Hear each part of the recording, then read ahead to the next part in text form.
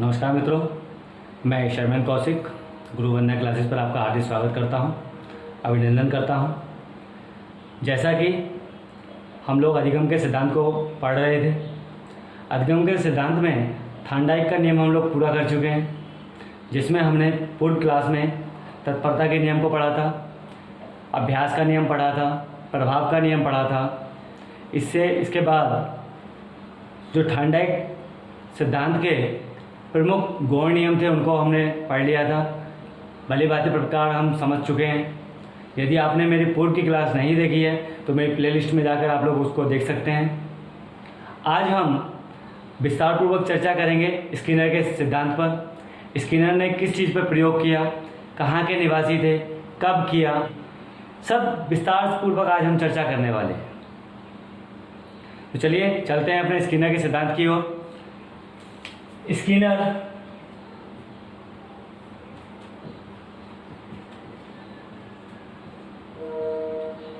ये कहाँ के निवासी थे? अमेरिका के निवासी थे।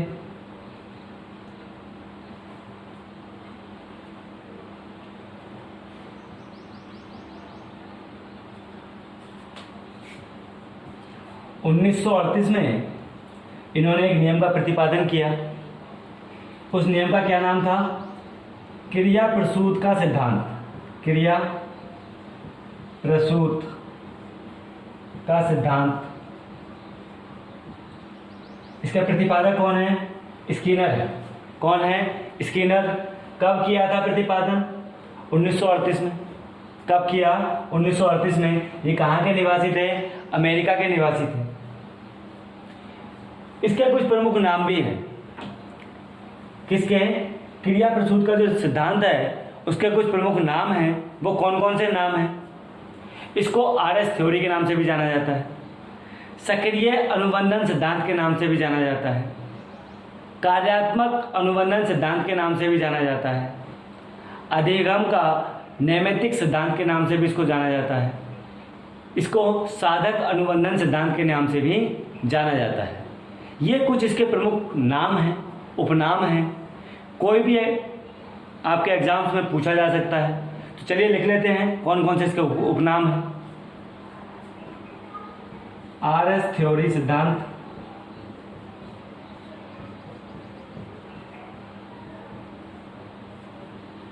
नंबर 2 सक्रिय अनुबंधन सिद्धांत,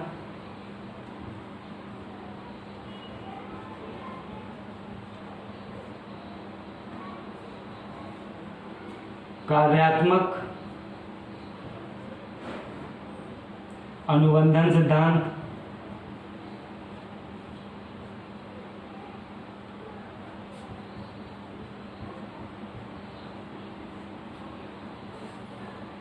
नंबर 4 अधिगम का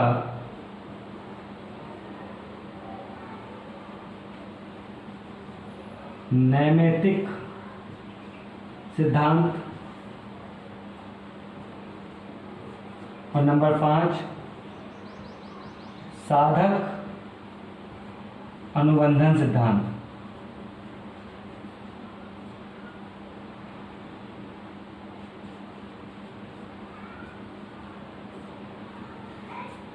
ये क्या है? उपनाम है, प्रमुख उपनाम है। किसके? क्रिया प्रसूत के सिद्धांत के उपनाम। इन्हें कितने भागों में बांटा गया है? 5 उपनाम हैं इसके। ठीक है, ये आपको याद कर लेने हैं कौन कौन से? आरएस थ्योरी सिद्धांत, सक्रिय अनुबंधन सिद्धांत, कार्यात्मक अनुबंधन का सिद्धांत, फिर अधिगम का नैमित्तिक सिद्धांत और साधक अनुबंधन का सिद्धांत। यही वो 5 उपनाम हैं जिनको स्किनर ने दिए हैं। चाहे वो आपसे पूछे आरएस थ्योरी किसकी है, चाहे वो आपसे आरएस थ्योरी पूछे, चाहे वो आपसे सक्रिय अनुबंधन का सिद्धांत पूछे, या फिर कार्यात्मक अनुबंधन का सिद्धांत पूछे, अधिगम का नैमित्तिक सिद्धांत पूछे, या फिर साधक अनुबंधन का सिद्धांत पूछे, ये कोई सा भी सिद्धांत पूछे, किसके हैं? सब के सब स्किनर के हैं। और ये किस पर कार्य करता है? थार्नडाइक के नियमों पर कार्य करता है। जो थार्नडाइक ने सिद्धांत दिए थे, ये सारे के सारे सिद्धांत उन्हीं पर कार्य करते हैं। किस प्रकार से कार्य करते हैं, विस्तार पूर्वक चर्चा करते हैं इनके सिद्धांतों की। क्या बताया था अभी हमने ये बताया था, यह सिद्धांत थार्नडाइक के प्रभाव के नियम पर कार्य करता है। कौन से नियम पर कार्य करता है, प्रभाव के नियम पर कार्य करता है। तो लिख लेते हैं इस चीज को। कौन सा सिद्धांत है वो, क्रिया प्रसूत का, क्रिया प्रसूत का सिद्धांत।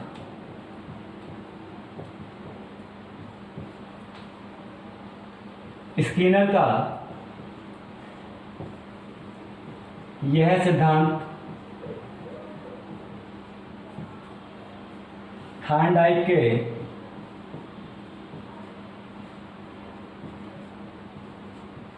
प्रभाव के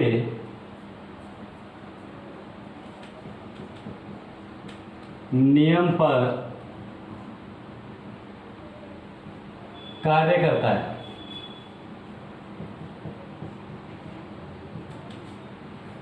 ठीक है, क्रिया प्रसूत का सिद्धांत थार्नडाइक के प्रभाव के नियम पर कार्य करता है।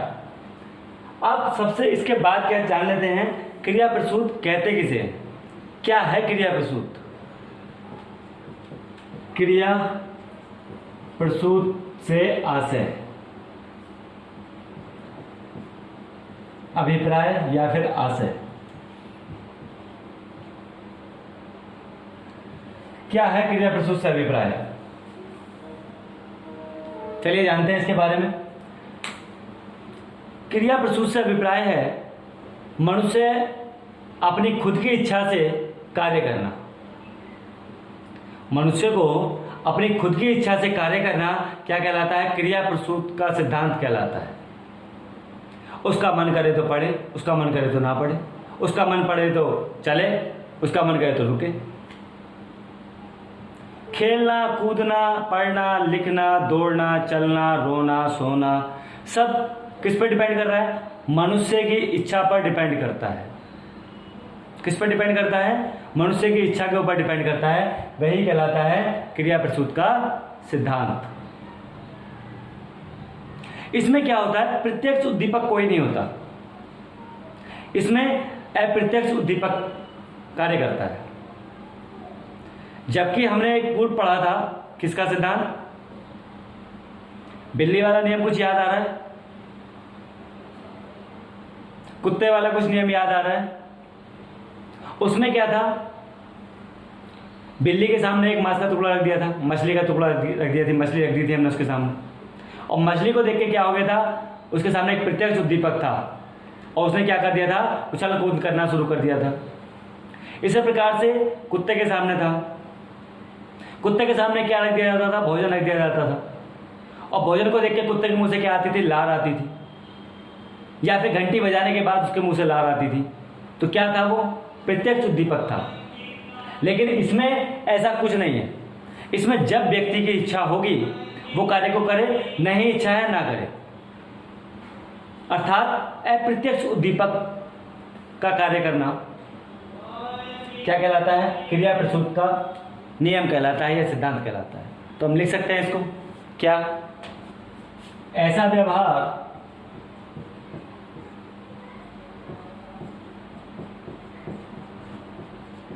जिसका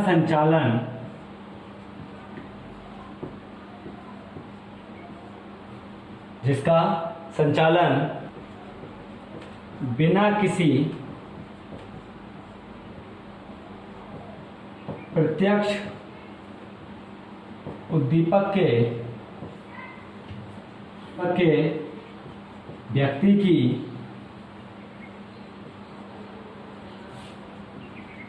इच्छा पर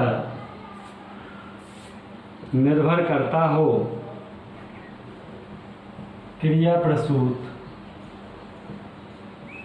कहलाता है।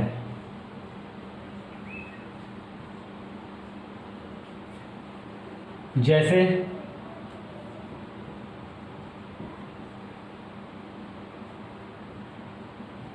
खेलना, कूदना, हंसना, रोना, सोना,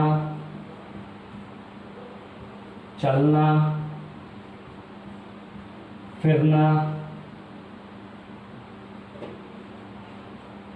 इत्यादि।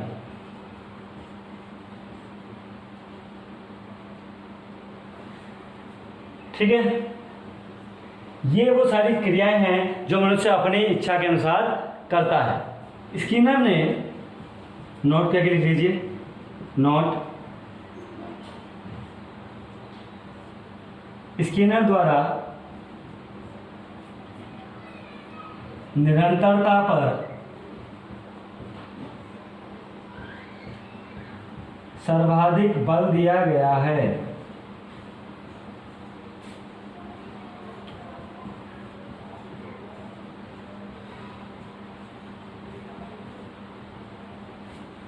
स्किनर द्वारा निरंतरता पर सर्वाधिक बल दिया गया है।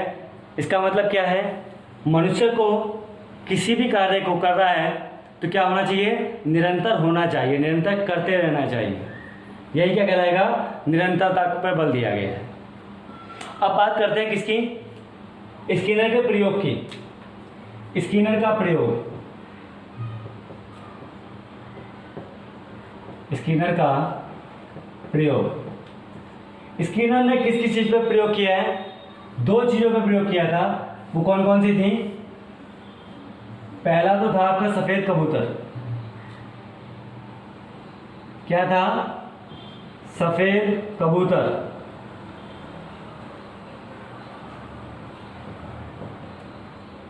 और दूसरा था चूहा। दूसरा क्या था, चूहा था। इन दोनों पे क्या किया है, स्किनर ने प्रयोग किया। अब कैसे प्रयोग करता है ये देखिए, दो बॉक्स बनवाए, ठीक है, एक बॉक्स में कबूतर को रखा और दूसरे बॉक्स में चूहे को। यहां पे कुछ दाना डाल दिया, यहां भी क्या रख दिया, कुछ दाना भर दिया इसमें।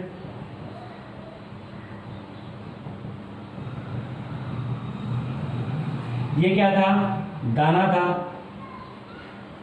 और यहां भी क्या कर दिया, दाना रख दिया।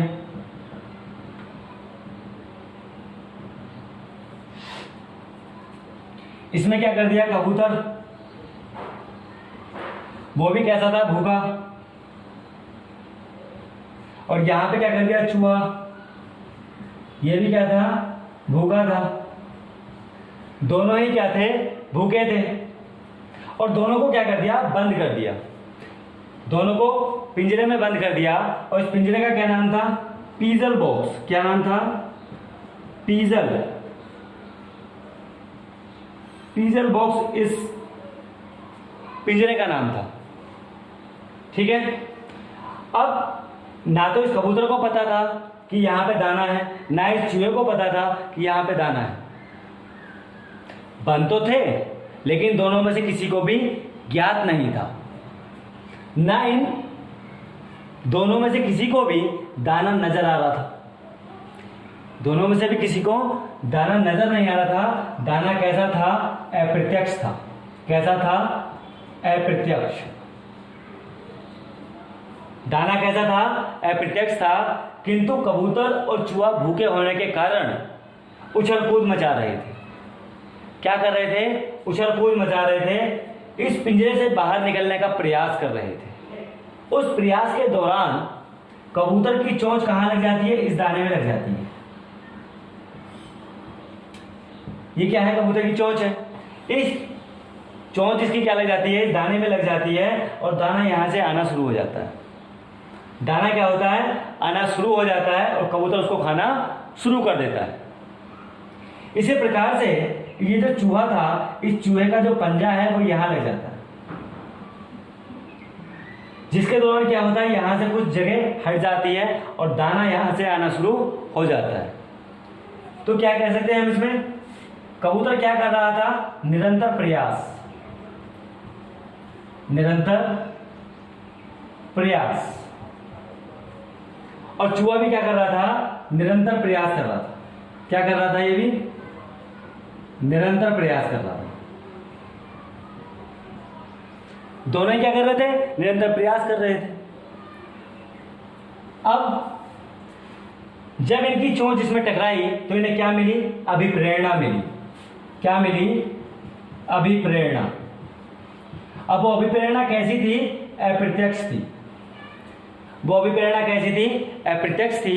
क्यों अप्रत्यक्ष थी, क्योंकि इन्हें दोनों में से किसी को भी वो दाना नजर तो आ नहीं रहा था, लेकिन फिर भी क्या कर रहे थे, प्रयास कर रहे थे। ठीक है। अब यहां पे कौन सा नियम लागू हुआ, पुनर्वलन का नियम। कौन सा नियम लागू हुआ, पुनर्वलन का नियम।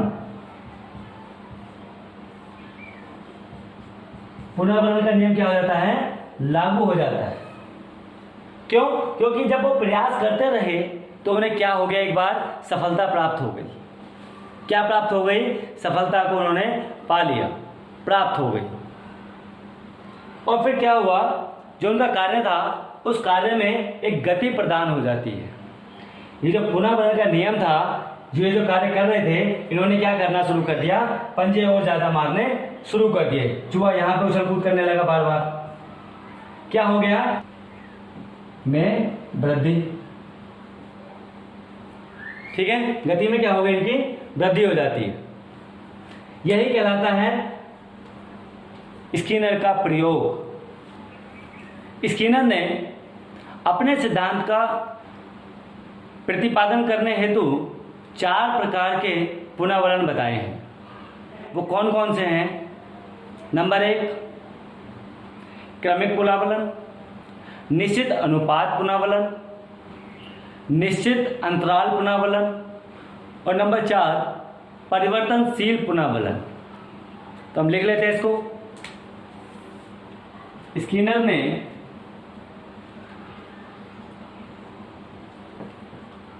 अपने सिद्धांत का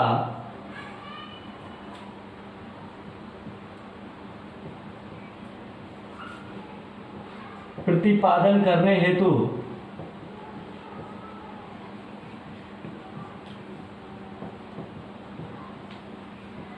4 प्रकार के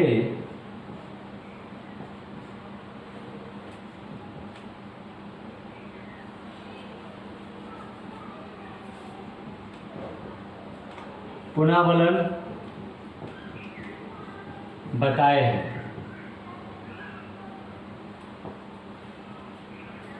कितने बताए हैं, 4 प्रकार के पुनर्वलन बताए गए हैं। वो कौन कौन से हैं, नंबर 1 क्रमिक पुनर्वलन, क्रमिक पुनर्वलन। नंबर 2 निश्चित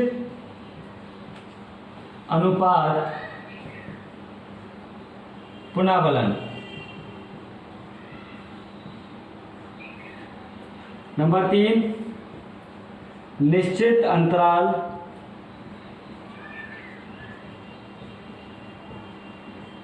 पुनर्वलन और नंबर 4 परिवर्तनशील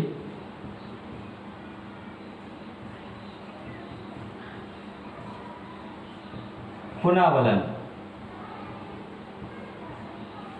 ये वो 4 नियम हैं।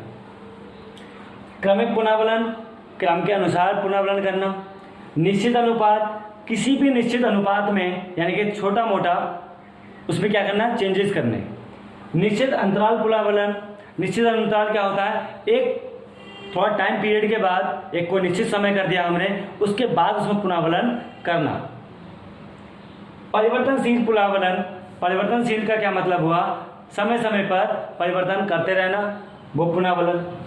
ये 4 वो पुनर्वलन है जो आपको एग्जाम की दृष्टि से याद करने हैं। क्रिया प्रसूत व्यवहार के आधार पर कक्षा शिक्षण में महत्व को बताया है। वो कौन कौन से महत्व है, आइए जानते हैं। नंबर 1 बालकों के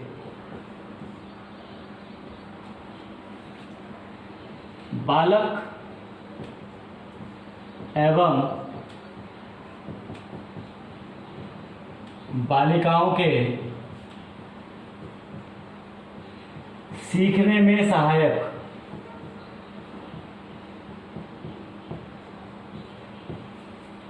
नंबर 2, निरंतरता पर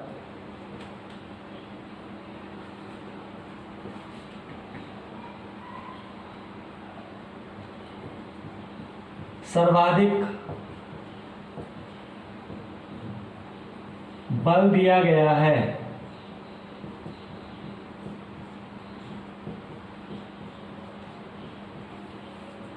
नंबर 3, मनोरोगियों का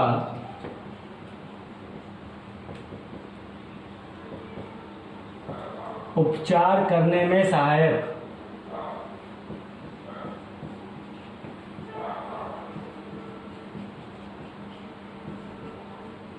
नंबर 4, पुनर्वलन की अवधारणा।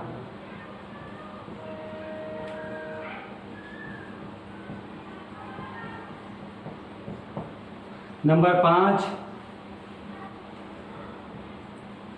अभिक्रमित अनुदेशन विधि।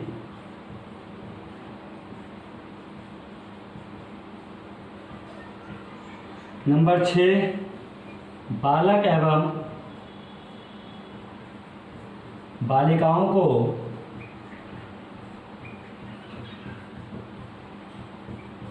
निदानात्मक, उपचारात्मक,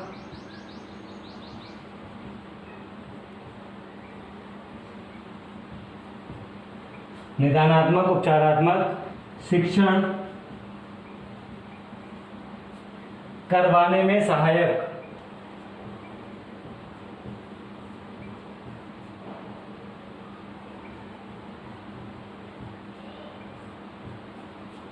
ये वो शिक्षण के महत्व हैं जो स्किनर द्वारा दिए गए हैं। कौन कौन से?